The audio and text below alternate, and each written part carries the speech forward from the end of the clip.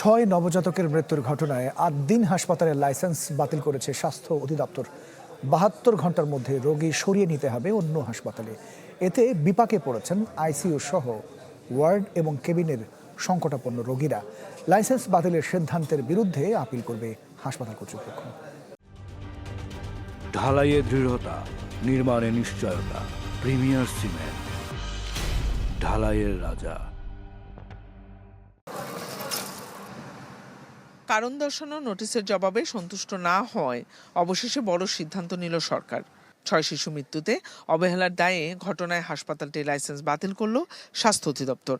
The Medical Practice and Private Clinics and Laboratories Regulation Ordinance 1982 এর 11(2) খ ধারা অনুযায়ী অত্র হাসপাতালের লাইসেন্স বাতিল করা হইল।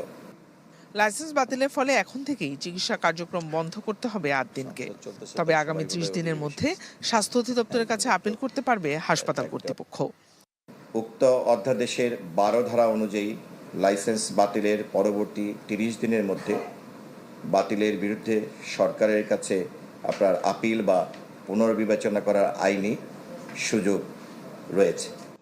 এদিকে সরকারি নির্দেশনা হাসপাতালটিতে পৌঁছে দেয় স্বাস্থ্য অধিদপ্তরের হাসপাতাল শাখা কর্তৃপক্ষ।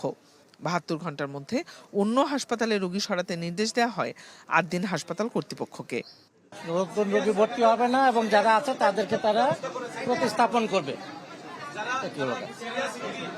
সেটা ওনাদের বিষয় ওনারা সরাবেন। এটা রোগী তো সিরিয়াসই থাকবে। হাসপাতাল কর্তৃপক্ষ জানায় সরকারি নির্দেশনা মেনে নতুন করে ভর্তি নিচ্ছেন না তারা।